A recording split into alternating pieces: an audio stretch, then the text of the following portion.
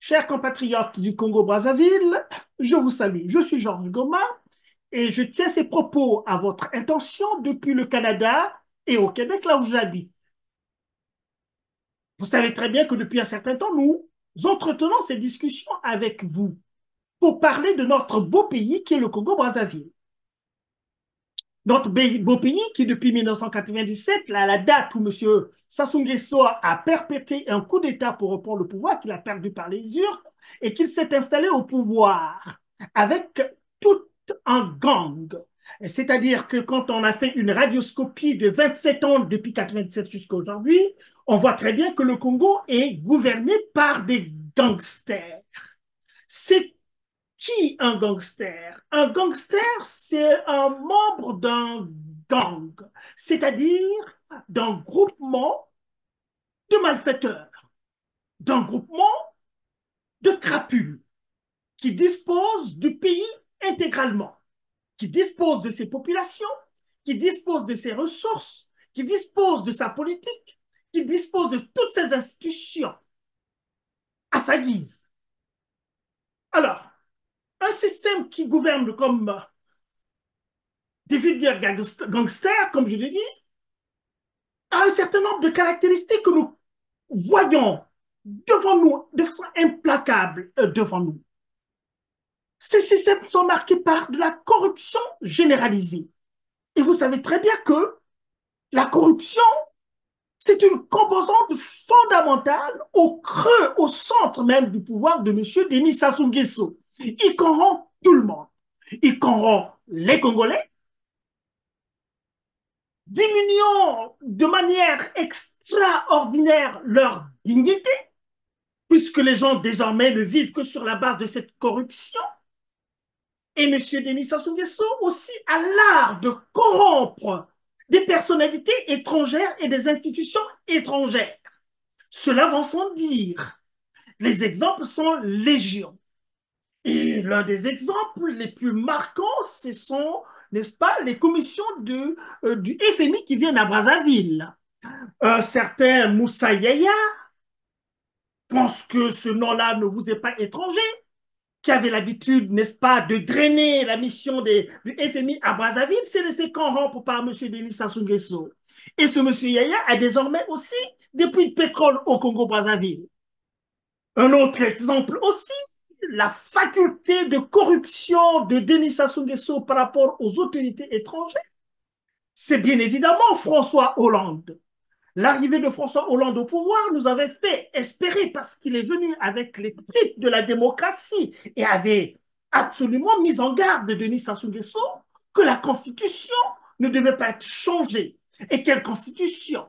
Ce n'est pas la Constitution de 1992, puisque la Constitution de 1992, Sassou avait souscrit à cette Constitution, mais il n'avait plus le pouvoir. De toute façon, il n'avait pas de choix. Et il fait sa guerre civile.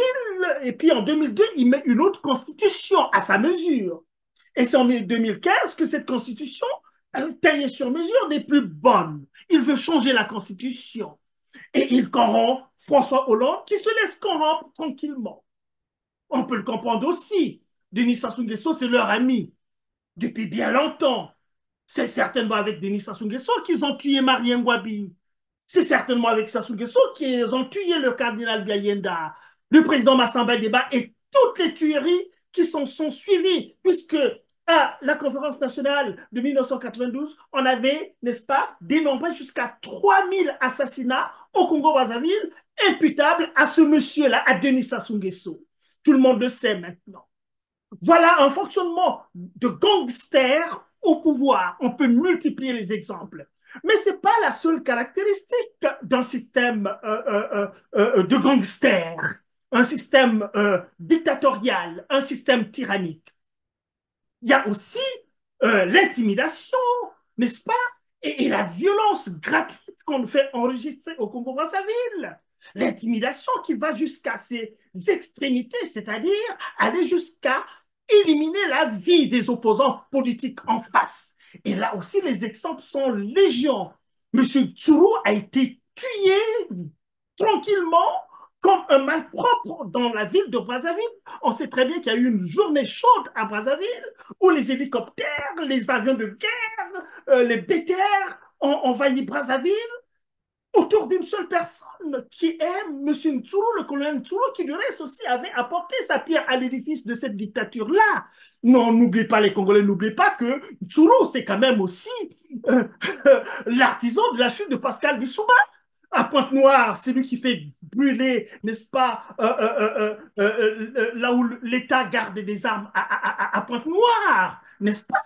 Et il a apporté son aide à Denis Sassou Nguesso qui l'a réduit physiquement, comme tous les Congolais le savent très, très, très bien. Mais tout récemment, c'est Guy Brice Parfait Kolela aussi qui était dans le système, puisque après, quand il s'installe, il était ministre de Denis Sassou Nguesso, il a pris une épaisseur politique. C'est tout à fait normal qu'à l'élection de 2016, qu'il puisse se porter candidat à l'élection présidentielle. Et on sait très bien ce qui lui est advenu après avoir bravé, n'est-ce pas, le gangster en chef sur cet enjeu-là. Il a été tué à Brazzaville. On a vu tout le cinéma qu'ils ont fait par la suite pour le mettre dans un avion complètement déjà mort. Et puis, ben, tout ce qui s'est suivi, ce n'est pas l'objet de ma prise de parole. Mais je vais montrer, évidemment, pour que les Congolais puissent prendre conscience du système que nous avons en face. Et que si nous continuons à rester à regarder ce système opérer comme il est en train d'opérer, nous sommes finis. Nous sommes finis et nous refusons d'être finis, bien évidemment. Donc voilà, l'intimidation, c'est à tout bout de champ. C'est à tout bout de champ, cette intimidation. Ils ont des armes, ils achètent des armes extraordinaires. Mais pour faire la guerre avec qui, on ne sait pas. Le Congo, depuis qu'il est là, n'a jamais été menacé par aucun pays autour. Mais comment justifier autant d'armes achetées? Et là, ils sont en pleine prostitution. Là, en ce moment, ils sont en pleine prostitution en Russie. Mais qu'est-ce qu'ils vont faire en Russie? Ils signent des accords militaires. Mais est-ce qu'on a besoin d'accords militaires? J'ai même entendu parler du nucléaire. Mais quel nucléaire? Avez-vous la capacité de gérer ce qui est nucléaire? Vous êtes incapable de gérer un petit pays et vous serez capable de gérer ce qui est nucléaire? Mais de qui se moque-t-on là? Les Congolais, vous devez le savoir. Il faut qu'on se lève comme un seul homme dans les 12 départements du Congo-Brazzaville pour arrêter cette dérive. Autrement, nous sommes finis. Nous sommes finis. Vous qui avez des enfants, vous qui avez des petits-enfants, des générations qui arrivent, il faut mettre une croix là-dessus. Et si nous mettons une croix là-dessus, mais alors comment allons-nous pouvoir nous regarder devant une glace? Comment allons-nous nous regarder devant une glace? Ils sont en Russie, tout le monde est en Russie. Et je me demande pourquoi est-ce que, regardez ce qui se passe au Kenya là en ce moment, pour un arrêté, un simple petit arrêté qui augmente, je pense, le prix du pain ou je n'en sais rien, rien que ça. Regardez comment est-ce que les Kenyans sont sortis au dehors jusqu'à maintenant. Ils sont dehors. Rien que pour ça, ils sont dehors. Les jeunes sont dehors parce que c'est leur avenir qui est hypothéqué. J'ai même vu, à moins que ça soit des fausses informations, un avion du président en train d'être brûlé. Et Anthony Blinken, le patron de la diplomatie américaine, a appelé Ruto là pour lui dire qu'il faut aller dans le sens de la population. Ce qui s'est passé au Kenya, s'est passé au Burkina Faso, ça s'est passé dans d'autres pays qui s'efforcent de se libérer de la tutelle, n'est-ce pas, des puissances étrangères pour essayer de se construire une certaine, n'est-ce pas, souveraineté de leur pays. Et je pense que les pays de l'AES le sont en train de faire avec quelques succès. Il faut les soutenir. Et toute l'Afrique devait aller dans ce sens et non pas comme des prostituées, des vulgaires prostituées qui sont en train de faire la rue en Russie en ce moment. Chercher, on ne sait pas quoi. Mais qu'est-ce que vous allez faire? Les Chinois ne sont plus bons là. Mais vous étiez en affaire avec les Chinois pourtant. Vous étiez en affaire avec les Chinois. Qu'est-ce qui se passe en Chine désormais? Ça devient un chemin barré en Chine et vous pensez que c'est avec les Russes que vous allez pouvoir vous en sortir? Mais quand même, à un certain moment, il faut quand même vous gêner vous-même aussi. Il faut vous gêner. Voilà donc un peu ce système de gangsters. Et je n'ai pas fini de décrire ce système de gangsters pour que nous comprenions très, très, très bien. Peut-être qu'on n'a pas encore pu le comprendre, y compris même les gens qui sont dans le système. Je m'adresse à eux également. Parce que quelque part aussi, on peut leur accorder peut-être aussi des circonstances un peu atténuantes, parce qu'ils peuvent apparaître aussi comme étant des victimes d'un système. Parce qu'au centre du système, il y a un grand gangster qui est Denis Sassou Nguesso. C'est lui qui tire les ficelles, qui a le droit de vie ou de mort sur tout le monde. Et comment ne pas croire que toutes les personnes, même qui sont proches de lui, soient des victimes? Parce que la disparition de Denis Sassou Nguesso aujourd'hui, alors tous les autres autour là, qui se pensent être tellement puissants, ils sont tellement puissants que au trépas de Denis Sassou Nguesso, mais cette puissance va s'effondrer comme neige au soleil. Vous allez voir comment est-ce que vous allez détaler par-ci ou par-là. Donc, comprenez que vous êtes aussi des victimes. Vous êtes des victimes. Mais malheureusement, vous n'avez plus de conscience. Vous n'avez plus de conscience. Je ne sais pas quel est le degré de votre réflexion. Vous êtes incapable de projeter, n'est-ce pas, la portée de vos actions présentes sur le futur. Vous êtes incapable de le faire, mais vous devez le faire. Vous devez le faire parce que l'histoire montre qu'aucune dictature n'est restée éternelle. Les dictatures les plus féroces qui ont existé au monde ont fini par disparaître. Mais oh, comme vous êtes tellement égocentrique et que vous pensez que votre petite vie à vous suffit largement, ce n'est même pas la vie de vos époux, ce n'est pas la vie de vos enfants, ce n'est pas la vie de vos petits-enfants, vous n'en avez cure.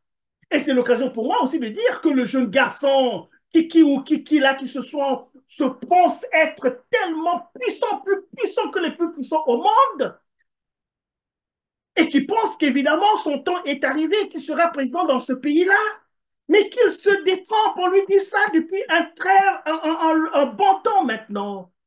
C'est une vue de l'esprit, ça. On peut avoir un attirail de la politique autour de soi et penser que le pouvoir vous sort par tous les orifices de votre corps, mais rassurez-vous que c'est une vue de l'esprit. Ce pouvoir-là peut partir en une seconde. Et quand le pouvoir est parti en une seconde, les conséquences peuvent être très, très, très, très, très tragiques. Regardez Samuel Doe de l'autre côté là-bas. Regardez Samuel Doe. Mais vous pouvez fuir même à l'étranger. Mais à l'étranger, on fait la peau aux gens à l'étranger également. Voilà un système de gangsters. Mais ce n'est pas tout. Ce n'est pas que, la corruption généralisée, ce n'est pas que, n'est-ce pas, l'intimidation, mais ce système aussi est caractérisé par du clientélisme, du népotisme. Ce ne sont pas que des mots, c'est la vérité, c'est l'incarnation de ce système-là. Le système, le népotisme, c'est quoi? Le clientélisme, c'est quoi? Mais c'est aussi la possibilité de briser un système administratif. C'est-à-dire que mais le fonctionnement des organisations est basé sur les rôles ou les fonctions jouées par des personnes qui ont l'expertise aboutie dans les domaines bien définis. Ben oui, mais le népotisme, le clientélisme, c'est de mettre à des postes de responsabilité des personnes avec qui le système, les membres du système, leurs familles ont des acquaintances, ont des relations. C'est-à-dire, au Congo-Brazzaville, c'est bien connu, le Yakanokinoki, vous vous rappelez de cela. Mais le Yakanokinoki, là, depuis très longtemps que ça existe, ça veut dire quoi?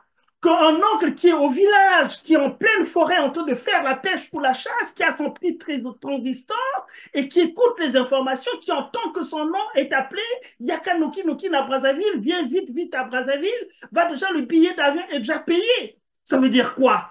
Il va laisser et les armes, et il va laisser et les filets, et les lignes à pêche, il va courir au village, rentrer dans l'avion puisque le billet est déjà payé, et on arrive à Brazzaville, directement tu es responsable d'une organisation.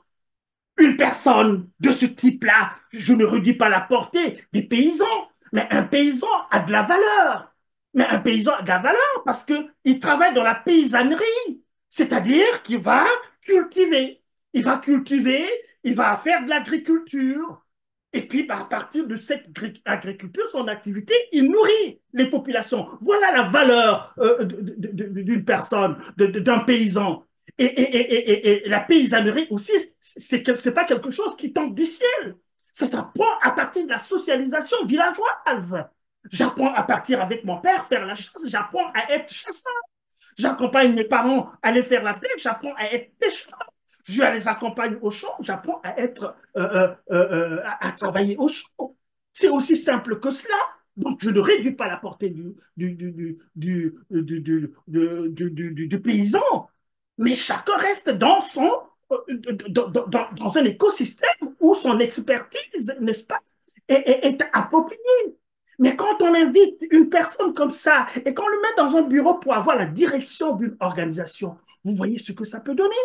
Donc le système au Congo-Brazzaville, on sait très bien que, écoutez, l'armée, la police, on le voit très bien, la gendarmerie, d'une manière ou d'une autre, étouffer des personnes de ce genre-là, qui n'ont aucune déontologie de ces institutions régaliennes d'un État qui permettent, qui doivent nécessiter une formation bien calibrée, bien aboutie, plutôt que de prendre n'importe qui parce qu'il est membre de sa famille. Voilà comment est caractérisé aussi le régime des gangsters qui s'est installé au Congo-Brazzaville, qu'il faut dénoncer et pour lequel nous appelons les Congolais à réagir sans autre forme de procès et sans attendre, parce qu'il y va, n'est-ce pas, de l'avenir de notre pays, il y va de l'avenir de nos enfants. Mais ce système aussi est caractérisé par le manque de transparence. Mais là, évidemment, le manque de transparence, nous en parlons, nous sommes en plein dedans, les fameux accords avec le Rwanda. Voilà un cas d'espèce, un cas d'école, de la dissimulation, du manque de transparence, de la duplicité qui a toujours caractérisé ce régime-là, et nous le savons très, très, très bien.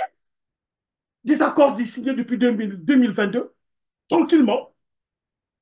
Et puis, ben, le Premier ministre qui continue un peu sa petite dramaturgie, tranquille, il semble être, comme j'ai vu un peu les analyses sur les médias sociaux, c'est un têtu, comment on l'appelle là, ce Collinet Marcosso là. On peut être bête, mais pas jusqu'à ce point. Je suis désolé de dire des choses aussi fortes comme ça, mais il n'y a pas d'autre chose pour vous qualifier. Au lieu de faire amende honorable, parce que vous avez complètement tort, monsieur le Premier ministre, vous avez complètement tort. Vous défendez des choses que vous ne connaissez pas. Vous l'avez dit de votre propre bouche. On vous a vu devant le Sénat et comment on vous a rabroué par le président du Sénat. Et là, on va voir, vous allez continuer le théâtre, continue. On vous voit chez Ngolo, vous embrasser. Mais c'est quoi? Le message, c'est quoi? C'est quoi le message que vous voulez passer par là? Et on voit très bien que c'est quelque chose de bien calibré. Vous avez filmé, c'est-à-dire que c'est des éléments de langage qui sont là. Vous voulez montrer aux Congolais, je ne sais pas qu'est-ce que vous voulez montrer là, je n'ai rien compris. Je n'ai rien compris.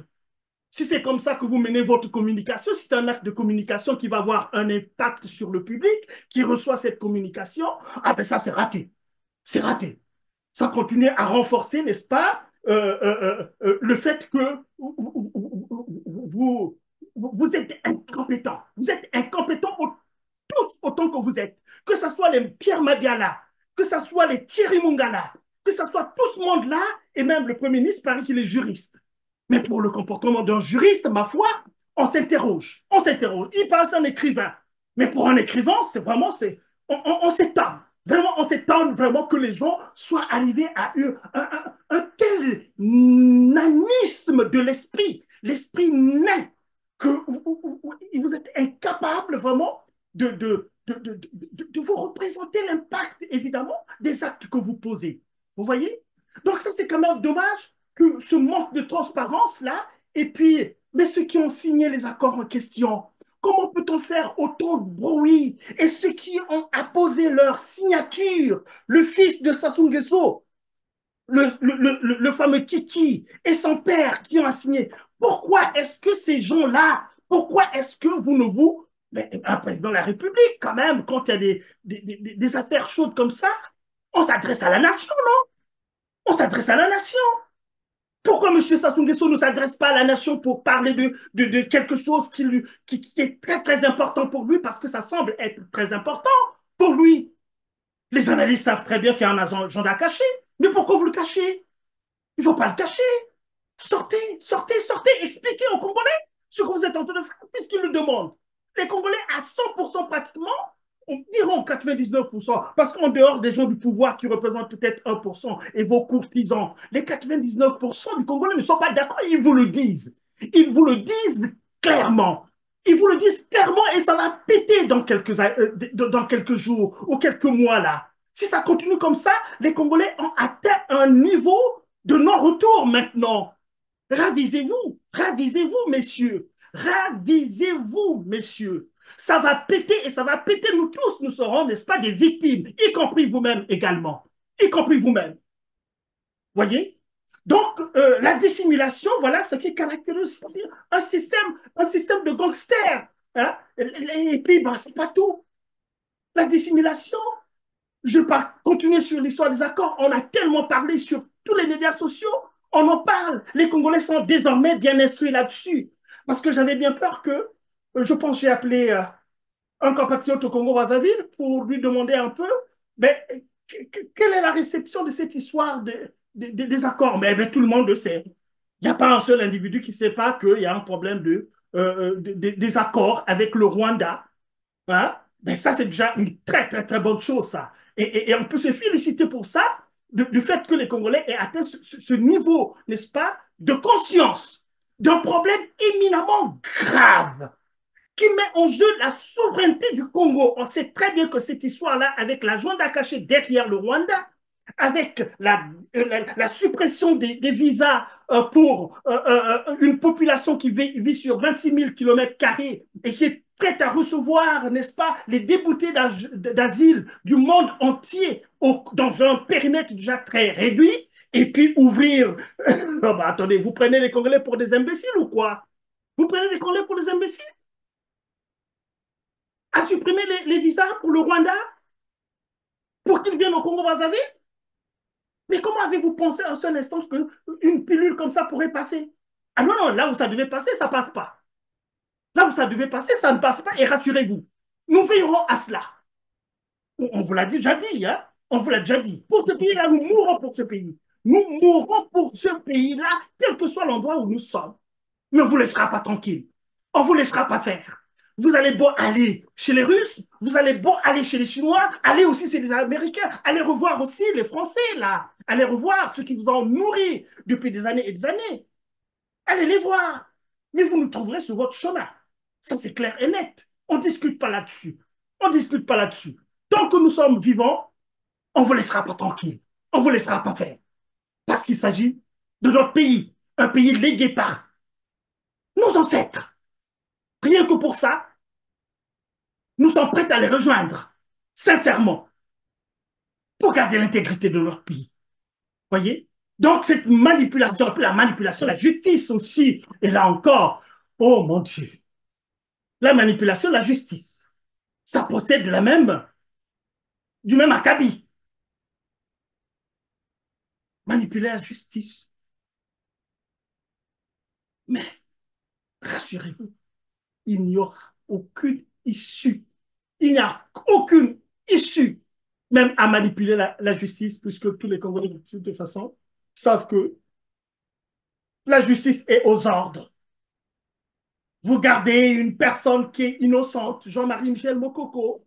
Vous gardez en prison des personnes innocentes, Okombi Salissa, et beaucoup d'autres aussi. Les jeunes qui sont été avec M. Boukadia.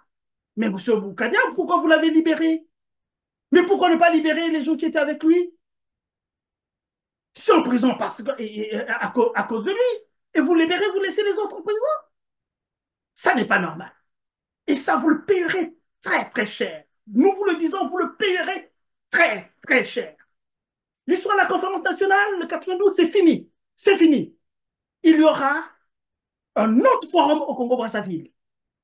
Et ce forum-là, rassurez-vous, que toutes les personnes qui sont mouillées d'une manière ou d'une autre, avoir entraîné le pays dans un état de délabrement total tel que nous le connaissons aujourd'hui, personne ne passera par les mailles du filet. Ça, nous vous le disons. Ayez la chance de nous voir notre mort avant tout, que vous ayez le pouvoir jusqu'à ce moment-là. Mais si ce n'est pas ça, rassurez-vous que personne, prenez ça comme une menace, personne ne passera entre les mailles du filet. Ça, on peut vous l'assurer. Continuons un peu à caractériser ce système de gangsters. L'autre aspect, ben oui, bien sûr, le contrôle des médias. Oh, c'est à gerber de les voir faire des forums autour des médias. Mais il n'y a pas de médias libres au Congo-Brazzaville. Les médias au Congo-Brazzaville, c'est des caisses de résonance. Un ministre je ne sais pas comment on l'appelle, le directeur de l'instance de régulation des médias, qui appelle les instances d'information pour tenir des réunions avant qu'ils ne publient leurs affaires. Et vous dites ça que ce sont des médias qui sont libres au Congo. Mais non, soyons sérieux. Il faut parfois aussi que vous ayez aussi le courage de vous-même, hein? Ayez le courage quand même comment je peux dire ça? De vous gêner. Ayez le courage de vous gêner quand vous posez des actes. Mais quand vous êtes né avant la honte, ça ne vous dit absolument rien. Ça ne vous dit, on le sait très bien, ça ne vous dit absolument rien. Mais ça n'est pas grave. Vous êtes encore au pouvoir. Vous sentez que le pouvoir vous sera dû à tout moment, mais rassurez-vous du contraire. Rassurez-vous du contraire. Et puis, je vais terminer quand même aussi pour, n'est-ce pas, la caractérisation de ce régime de gangsters. C'est votre rapport à l'économie, bien évidemment. La gang de mafieux, des organisations mafieuses, évidemment, c'est toujours autour de l'argent. Mais la façon dont vous utilisez l'argent, qui ne vous appartient pas, donc il faut aussi que vous appreniez aussi à accepter. Mais représentez-vous un peu là que vous êtes des voleurs. Vous êtes des resquilleurs, on vous l'a souvent dit. Mais comme vous êtes nés avant la honte aussi, même quand on vous dit que vous êtes des voleurs, vous êtes contents, vous rigolez. Mais un voleur, un resquilleur, un mafieux, sa place est en prison. Votre place est en prison. Et parfois, je me demande, mais d'où vous vient un peu ce degré de sadisme économique? C'est-à-dire ce bonheur que vous ressentez, ce plaisir, ce bonheur jouissif que vous éprouvez quand les Congolais tirent le diable par la queue et quand, oh là là, un Premier ministre qui vient dire que les caisses de l'État, ils n'ont pas d'argent pour faire ceci, ils n'ont pas d'argent pour faire cela. Mais Monsieur Makosso, de qui est-ce que vous vous moquez? De qui est-ce que vous vous moquez? Là, la fille de Ndengue, c'est pas la fille de Ndengue, ça c'était un scandale précédent. La fille d'Okemba, votre sécurocrate, votre teneur de fétiche, ben, je vois bien que ce qui passe en ce moment, c'est encore la diversion. C'est peut-être aussi la diversion aussi. Hein? Pousser les gens vers cette affaire-là, au fond, on en a cure, on a cure. Pendant que nous sommes en Russie là-bas, pousser les gens, divertissez les gens pour qu'on puisse revenir au Congo. Je vois pourquoi est-ce qu'on ne peut pas vous laisser rester là-bas. Malheureusement, on n'a pas encore atteint la masse critique pour que le peuple se lève, un peu comme au Kenya, comme ailleurs, pour vous garder que vous restez avec votre argent à l'extérieur. La fille d'Okemba, qui prête à son fiancé ou à son mari ou à son macango 1,5 milliard. Oh, les bras m'en tombent. Les bras m'en tombent. Les bras m'en tombent. On serait à pleurer, mais on ne pleurera pas. Bien au contraire. Les bras m'en tombent, tout simplement. Et ça, c'est 1,5 milliard qu'il prête à son Makangu. Mais combien elle a dans ses comptes? Combien est-ce que la fille d'Okemba a dans ses comptes? Combien de milliards elle a dans son compte? Combien de milliards ont les autres enfants d'Okemba dans leur compte? Combien de milliards est à l'épouse d'Okemba dans son compte? Combien de milliards est-ce qu'a le beau-frère d'Okemba dans son compte? On sait ce que représente un beau-frère. Et combien de milliards à tous les autres, les Ndengue et tout ce monde-là. Mais comment vous pouvez faire des choses comme ça? Comment vous pouvez faire des choses comme ça? Comment vous pouvez insulter les Congolais jusqu'à ce point? Et les Congolais vous regardent, vous applaudissent même. Non, mais là c'est vraiment très grave. C'est vraiment très grave. Ce qui se passe au Congo-Brazzaville, on n'a jamais vu ailleurs. On l'a jamais vu ailleurs. L'argent donné à d'autres pays, Mwamba paix à son âme. Bon, paix à son âme. Il dit, eh ben oui, quand la situation du Congo était bonne, on a donné de l'argent à des pays amis qui en demandaient. Oui, oui, on a donné en Côte d'Ivoire, là. En Côte d'Ivoire, là. Je ne sais pas combien de milliards vous avez donné en Côte d'Ivoire, là. On vous l'a bien rendu tout dernièrement, là, il n'y a même pas, il y a quelques mois, là. Hein? La réception que vous a fait Roi, là, Sassou Nguesso fait Roi et tous les autres qui étaient là, comme des petits idiots, là, euh, à applaudir le discours du maire de Yamoussoukro, je pense que c'était Yamoussoukro ou peut-être Abidjan, je ne me rappelle plus, et qui a égrené point par point, projet par projet, de ce qu'ils ont fait avec l'argent que vous leur avez donné. Et vous êtes là à applaudir. Vous n'avez même pas compris qu'à la fin, c'était une ironie truculente quand vous enregistrez une belle raclée. Vous n'avez pas compris? Votre intelligence est tellement naine que vous ne comprenez même pas ce que les Ivoiriens ont fait ce jour-là et vous êtes mis à applaudir tranquillement. Oh, oh, qu'avons-nous fait au Congo-Brazzaville? Qu'avons-nous fait? Qu'avons-nous fait à la nature? Je n'ai pas envie d'évoquer Dieu parce que je suis un croyant, je crois en Dieu. Si j'évoque Dieu là, je le blâmerai de laisser faire. Laissez-moi me rabattre sur la nature. Qu'avons-nous fait à la nature pour mériter un tel sort avec des individus sans foi ni loi que nous combattrons jusqu'à la fin de notre vie? Merci, ça va pour aujourd'hui. Et on se retrouve à la prochaine pour une autre causerie. Mais les Congolais, prenez conscience, prenons conscience. Prenons conscience, nous, moins pour les générations futures, pour nos enfants, nos petits-enfants, nos arrière-petits-enfants. Ce qui se passe au Congo est tragique, est tragique. Et nous serons responsables. Nous serons responsables de notre histoire.